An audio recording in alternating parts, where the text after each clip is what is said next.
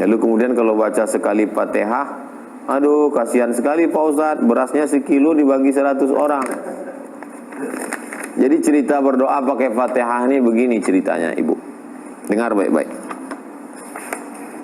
Ada satu orang terjebak di dalam gua. Hujan rintik-rintik, berlindung masuk ke dalam gua, nunggu hujan berhenti, tiba-tiba batu bergelinding dari atas. Gelinding, gelinding, gelinding, gelinding, tertutup. Berdoalah 3 orang yang di dalam tadi. Ya Allah, aku mohon kepadamu, bertawassul dengan kemuliaan baktiku kepada ayah dan emakku. Setiap hari aku bawa susu kambing ke rumah, istriku nangis belum makan, anakku menjerit belum makan, tapi susu kambing ku berikan kepada ayah emakku, sampai mereka bangun ku berikan susu kambing, sisanya baru. Kalau baktiku ini bisa mengabulkan doaku, bukakanlah pintu ini ya Allah, terbuka. Itu dalil boleh kita bertawasul dengan amal soleh. Hadis Sahih Bukhari. Orang yang kedua, tawasul lagi. Karena batunya terbuka kecil. Ya Allah, aku punya pembantu. Pas mau gajian, gajinya nggak dibawa, nggak diambil. Aku bingung duitnya mau aku kemanakan. Akhirnya duitnya aku belikan kambing. Kambingnya beranak pinak, bercucu cicit.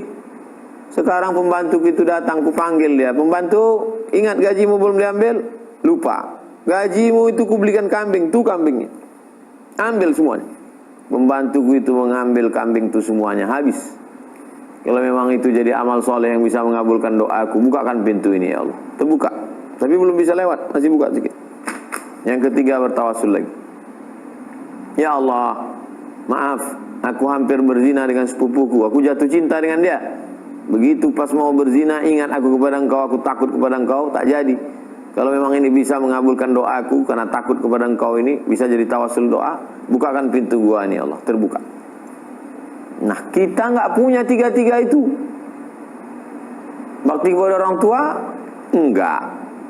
Sedekah kambing? Boro-boro sekandang. Idul Adha aja payah betul. Tapi beli sepeda mudah. Berzina? Apalagi? Nauzubillah, nauzubillah, nauzubillah. Maka kita bertawasul dengan membaca Al-Fatihah. Itu ceritanya.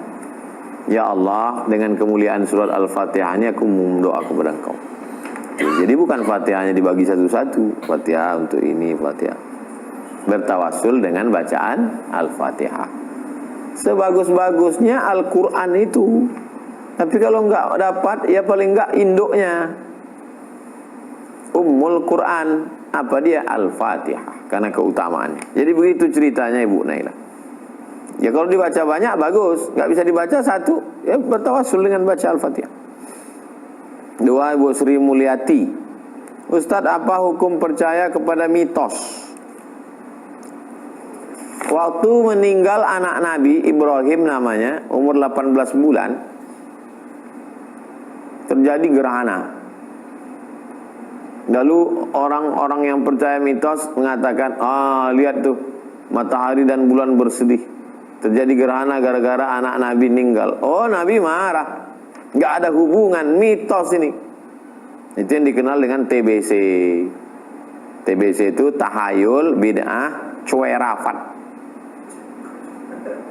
Ejaan dulu TBC, tahayul bid'ah khurafat. Kalau nggak ada dalilnya, nggak usah dipercaya. Itu asatirul awalin, dongeng-dongeng, mitos saja.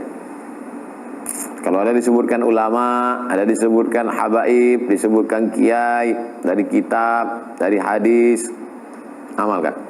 Kalau hanya pantang-pantang saja, mitos. Bisa syirik kita, bisa rusak akidah kita. Kenapa? Karena ad-darun nafi' yang mendatangkan manfaat, yang mendatangkan mudarat Allah. Kalau sampai percaya kepada mitos, maka berarti ada kekuatan selain Allah. Bisa syirik, orang yang syirik tak diterima. Innallaha la yaghfiru ay yushraka bihi. Allah tak menerima orang syirik. Wa yaghfiru ma duna dzalika liman yasha. Hati-hati jangan sampai syirik. 3, Pak Oji. Ustaz, apakah benar air di wajah bekas wudu tak boleh dilap, dikeringkan? Apa ada hadisnya juga? Tentang melap air bekas wudu tak ada hadis. Tapi pendapat Imam An-Nawawi dalam kitab Majmu' Syarah Muhadzab ada. Paling tinggi makruh, nggak sampai haram. Kalau kita di Indonesia sebaiknya jangan dilap, habis wudhu pakai sholat. Tapi saya waktu di Maroko bulan Desember Januari saya lap. Bulan Agustus bulan Juli tidak saya lap, saya biarkan basah-basah. Tapi bulan Desember bulan Januari saya lap. Kenapa? Desember Januari musim dingin, kalau tidak dilap menggigil. Apalagi di asrama tak ada pemanas. Saya tinggal di asrama. Panaskan di dapur pakai kompor listrik, habis itu pakai wudhu langsung dilap. Kalau tidak dingin tak ampun. Orang Maroko nggak pakai air, tayamum. Desember Januari orang Maroko pakai tayamum, pakai batu. Setiap masjid ada batu.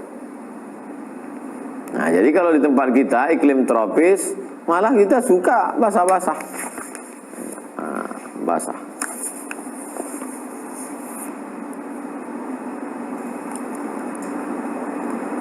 4. Ustaz, bagaimana dengan mengusap tangan ke wajah setelah berdoa?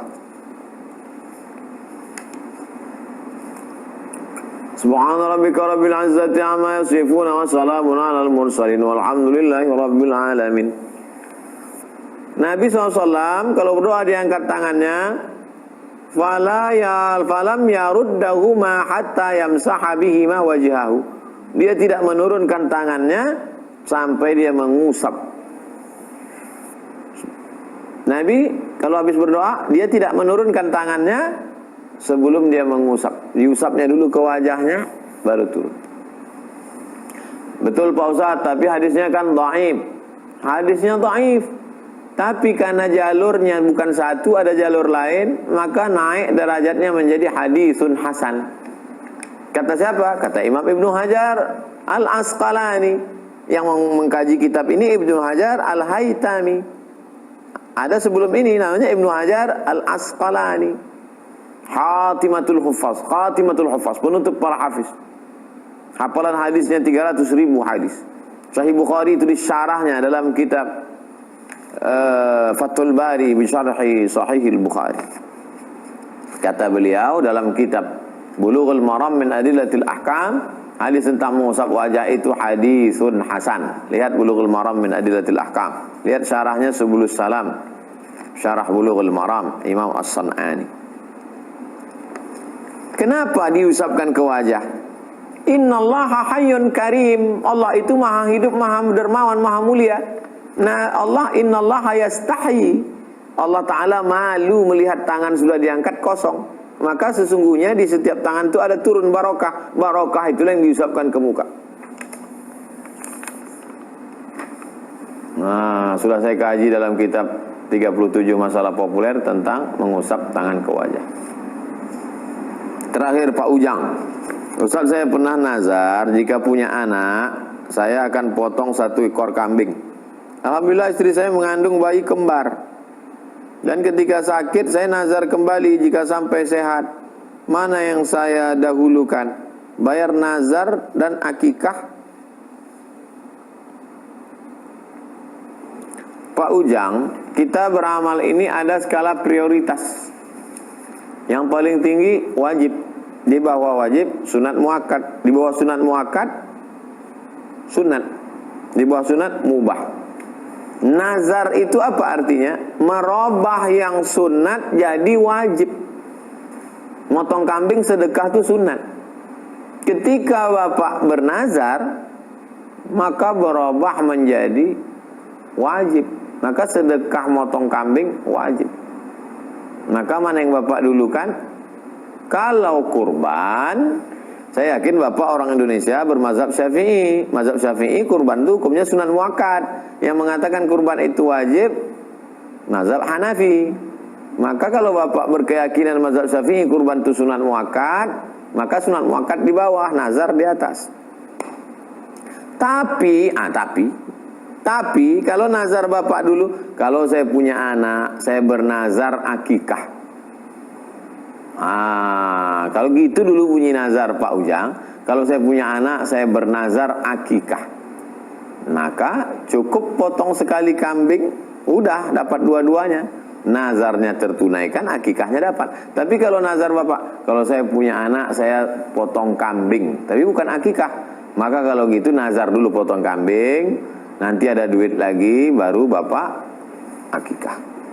Karena nazar hukumnya wajib, akikah hukumnya sunat muakkad. Demikian Pak Nazar, Pak Ujang. Mudah-mudahan bermanfaat. Jangan lupa besok kita lanjutkan. Kita tutup dengan doa kafaratul majlis. Subhanakallahumma wa bihamdika asyhadu an la ilaha illa anta astaghfiruka wa atubu ilaik. Wassallallahu ala sayyidina Muhammad wa ala alihi washabihi wasallam. Walhamdulillahirabbil alamin. Assalamualaikum warahmatullahi wabarakatuh.